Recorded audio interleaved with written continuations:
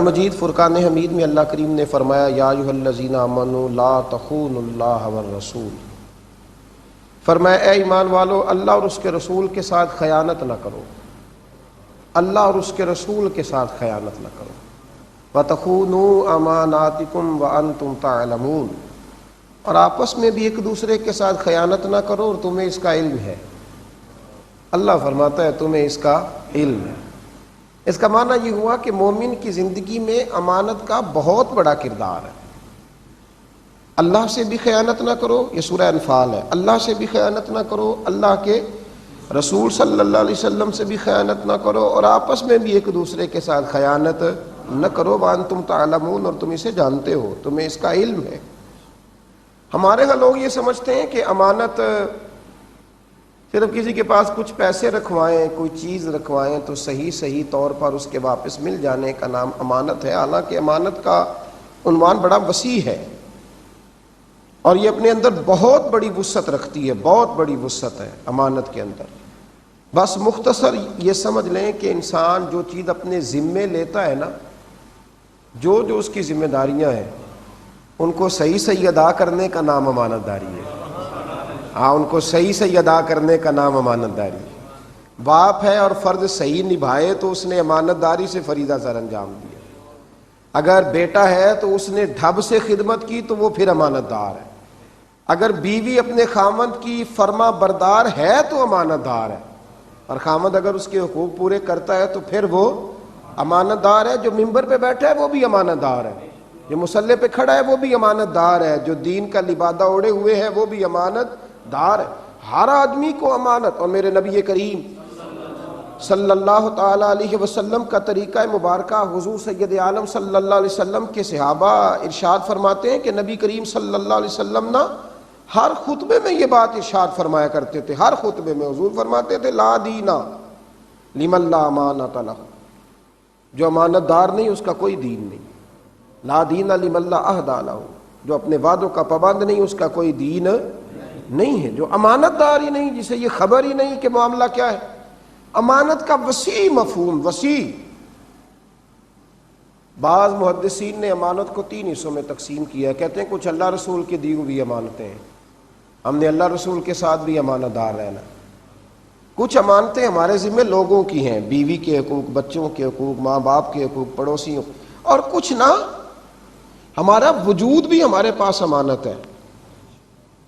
ایک صحابی نے عرض کیا نا یا رسول اللہ صلی اللہ علیہ وسلم میں ہر روز روزہ رکھا کروں گا اور ساری رات عبادت کروں گا، تو نبی کریم علیہ السلام نے منع فرمایا میں تم سب سے زیادہ اپنے رب کو جانتا ہوں، میں تم سب سے زیادہ اپنے رب سے ڈرتا ہوں، لیکن میں روزہ بھی رکھتا ہوں، افطار بھی کرتا ہوں، میں رات کو عبادت بھی کرتا ہوں، اور میں اپنی بیویوں کے پاس بھی جاتا ہوں، اور میں نیند بھی کرتا ہوں۔ اور وہاں حضور نے فرمایا تیری آنکھ کا بھی تیرے اوپر حق ہے، اور تیرے وجود کا بھی تیرے اوپر حق ہے، یہ بھی تیرے پاس امانت ہے، یہ بھی تیرے پاس۔ یہاں شارحین نے، محدثین نے لکھتے لکھتے بڑی لطیف بات لکھی ہے، بڑی مزیدار۔ انہوں نے لکھا یہ خودکشی حرام کیوں ہے؟ یہ خودکشی حرام کیوں ہے؟ وہ اس لیے حرام ہے کہ تو اپنے وجود کا مالک ہی نہیں، تو اپنی جان کا مالک ہی نہیں، تیری جان کے مالک تو اللہ رسول ہے۔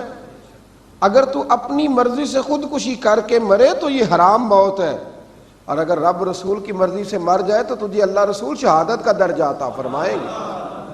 اس امانت کا بھی خیال کر، اس امانت کا بھی، یہ اللہ نے ہاتھ دیے ہیں نا، اب اس کی امانت کا خیال کر، انہیں غلط جگہ پہ استعمال نہ کرنا۔ آنکھیں رب نے دی ہیں تو اللہ نے آنکھ کا اجر بھی دیا ہے، فرمایا تو بیت اللہ کو دیکھتے رہنا، میں تجھے عبادت کا درجہ دوں گا، تو قرآن کو دیکھتے رہنا، عبادت کا درجہ ملے گا، عالم کا چہرہ دیکھتے رہنا، اللہ اجر دیتا رہے گا، اور کچھ نہ ہو سکے تو گھر میں خوشی کے ساتھ ان آنکھوں کے ساتھ ماں باپ کی زیارت کرنا، ایک بار خوش ہو کے دیکھے گا تو کامل حج کا ثواب ملے گا۔ تو یہ امانت ہے، اسے غلط جگہ پہ استعمال نہ کر، صحیح جگہ پہ استعمال کرے گا تو امانت دار ہے، اور غلط جگہ پہ اگر تو اس کو استعمال کرے گا تو نے غلط کیا۔ اس لیے قیامت کے دن آنکھ سے بھی، قرآن کہتا ہے آنکھ سے بھی سوال ہوگا، کان سے بھی سوال ہوگا، دل سے بھی سوال ہوگا، کیونکہ یہ امانتیں ہیں۔ امانت میں خیانت نہ کریں، غلط جگہ پہ استعمال نہ کریں۔ اللہ تعالیٰ کچھ لوگوں کو صلاحیت دیتا ہے بولنے کی، پیسے کمانے میں ضائع کر دیتے ہیں۔ اللہ تعالیٰ کچھ لوگوں کو صلاحیت دیتا ہے کچھ کر گزرنے کی، لیکن وہ ضائع کرتے ہیں اپنے آپ۔ تو میرے بھائی، میرے نبی کریم علیہ السلام نے امانت کے مفہوم کو بڑا وسیع کر کے بیان کیا۔ لوگ کہتے ہیں اس ملک میں فلاں مسئلہ بہت زیادہ ہے، اس وطن کا فلاں مسئلہ بہت زیادہ ہے، تو میں اکثر کہتا ہوں اس کا سب سے بڑا مسئلہ امانت دار ہونا ہے۔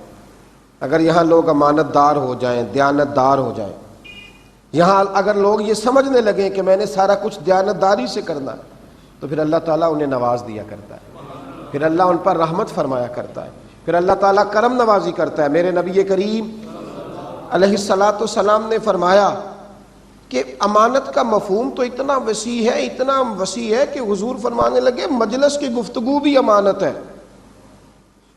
جب کسی جگہ راز کی گفتگو ہو رہی ہو، راز کی گفتگو، اور کہا جا رہا ہو کہ یہ بات یہی رہنی چاہیے، تو وہ بھی امانت ہے۔ اب کسی نے اگر مسالے لگا کر کے اس کو باہر جا کے بیان کیا تو وہ بھی خائن ہے، اس نے بھی اس میں سے خیانت کی، اس نے بھی غلط کیا، اس نے بھی بہت زیادہ اپنی جان پر ظلم کیا، اس لیے کہ مجلس کی گفتگو امانت تھی، اس امانت کا اسے خیال رکھنا چاہیے تھا۔ میرے رسول کریم سید عالم صلی اللہ تعالی علیہ وآلہ وسلم نے اس بات پر ایک الگ الگ عنوانات سے، الگ الگ پیرایوں میں حضور علیہ السلام نے بات ارشاد فرمائی، اور جب فرمایا کہ لوگ امانت دار ہو جائیں گے تو پھر انہیں کیا ملے گا؟ اللہ کے حبیب علیہ السلام فرمانے لگے کہ قیامت کے دن سوائے اللہ کے عرش کے سائے کے کوئی سایہ نہیں ہوگا۔ کچھ لوگوں کو اللہ تعالیٰ اپنے عرش کا سایہ عطا کرے گا، تو حبیب فرماتے ہیں ان میں سے ایک شخص وہ بھی ہوگا جسے اللہ نے امام بنایا تھا، اور پھر اس نے عدل کے ساتھ، امانت داری کے ساتھ لوگوں کے فیصلے کیے، پھر اللہ تعالیٰ اسے اپنے عرش کے قریب سائے میں جگہ عطا فرمائے، چونکہ وہ امانت دار تھا، اس نے دیانت داری سے سارے کام کیے۔ جب اللہ تعالیٰ آپ کو امانتیں دے، کوئی منصب دے، کوئی موقع عطا کرے، اگر آپ کسی جگہ دیکھیں نا، عالم کی بڑی شان ہے لیکن اس کی ذمہ داریاں بھی تو بڑی ہیں نا۔ استاد کا بڑا مقام ہے کہ حضور نے فرمایا اللہ نے مجھے بھی معلم بنا کے بھیجا ہے، لیکن اس کی ذمہ داریاں بھی تو ہیں نا، اس نے ان کا بھی تو پاس اور لحاظ کرنا ہے نا۔ تو امانت دار رہیں، امین رہیں۔ میرے رسول کریم علیہ السلام کو جب محاصرہ کیا گیا نا ہجرت کی رات، آپ کو پتہ ہے جو کرایہ دار مکان چھوڑ کے جا رہا ہو نا، سب سے پہلے لوگ اس کو کہتے ہیں میاں میرے پیسے جمع کرا دو، تم تو جا رہے ہو۔ یہاں تو عمرے پہ جو آدمی جا رہے ہو نا، پتہ ہوتا ہے کہ فلاں تاریخ کو لوٹ آنا ہے، پر لوگ اس سے بھی سوال کرتے ہیں کہ وہ میرے پیسوں کا کیا بنے گا۔ تو اللہ کے محبوب علیہ السلام پر ہجرت کی رات جمع ہو کر قریش مکہ نے حملہ کیا، تلواریں ہاتھوں میں، سارے آئے۔ مزے کی بات یہ ہے کہ جتنے لوگ تلواریں لے کے آئے تھے نا، ان میں سے اکثر ایسے تھے جن کی امانتیں حضور کے گھر میں پڑی ہوئی تھی، امانتیں نبی کریم کے گھر میں پڑی ہیں۔ سیرت نگار لکھتے ہیں کہ ایک کافر نے دوسرے سے کہا میں نے تو سنا ہے تیری امانت بھی ان کے گھر میں پڑی ہے اور تو شہید کرنے آ گیا ہے، تو شہید کرنے آیا حضور علیہ السلام کا معاذ اللہ، اور امانت حضور کے گھر میں پڑی ہے۔ تو ہاتھ میں تلوار ہے، حضور کو شہید کرنے آئے ہیں، پر کیا کمال ہے میرے مصطفیٰ کریم کی سیرت کا، وہ کافر حضور کے دروازے کے باہر کھڑے ہو کے کہنے لگے ہم معاذ اللہ مانتے نہیں تو الگ بات ہے، لیکن یہ بات تو پکی سچی ہے نا، اگر وہ شہید ہو بھی گئے تو ہماری امانتوں کو ضائع نہیں کریں گے، وہ کسی کے ذمے لگا کے جائیں گے، لگا کے۔ مجھے بتلائیے وہ جو نبی کریم علیہ السلام کے پاس امانتیں تھیں، وہ کیا ساری مسلمانوں کی تھیں؟ وہ کیا سب اہل ایمان تھے؟ اس وقت کٹھن مرحلے میں مولا کائنات شیر خدا علی المرتضیٰ رضی اللہ تعالیٰ عنہ کی حضور نے ذمہ داری لگائی، فرمایا علی میرے بستر پر لیٹ جاؤ۔ حضور مجھے ساتھ کیوں نہیں لے کر کے جا رہے؟ فرمایا یہاں لیٹ جاؤ، صبح لوگوں کی امانتیں واپس کر کے آ جانا، لوگوں کی امانتیں لوٹا کر۔ وہ جو مولا علی کو وہاں رکھا گیا، اتنی بڑی بات، اور اب امت خیال ہی نہیں کرتی، اب لوگ تصور ہی نہیں کرتے، اب تو معیار ہی بدل گئے۔ کہاں گئے وہ صوفیاء، وہ درویش، وہ لوگ جو اس قدر زیادہ امانت دار تھے، جو چیزوں کا اتنا۔ میں پڑھ رہا تھا محدث اعظم پاکستان مولانا سردار احمد صاحب رحمۃ اللہ علیہ کے جو شیخ تھے نا، ان کے شیخ حجت الاسلام مولانا حامد رضا خان صاحب بھی ہیں، ان سے پہلے وہ شاہ سراج الحق چشتی رحمۃ اللہ علیہ سے مرید۔ تو شاہ سراج الحق چشتی رحمۃ اللہ علیہ پولیس کے محکمے میں آفیسر تھے، تو درویش تھے، نیک تھے۔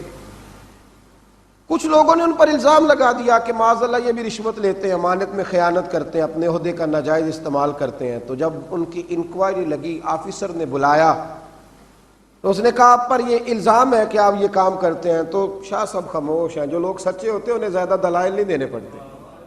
شاہ صاحب خاموش ہیں۔ کہا جناب آپ بولتے کیوں نہیں؟ تو آپ فرمانے لگے مجھے چھوڑو، یہ جس گھوڑی پر میں سواری کرتا ہوں نا، یہ حرام کا چارہ اسے بھی ڈالو تو یہ بھی نہیں کھاتی۔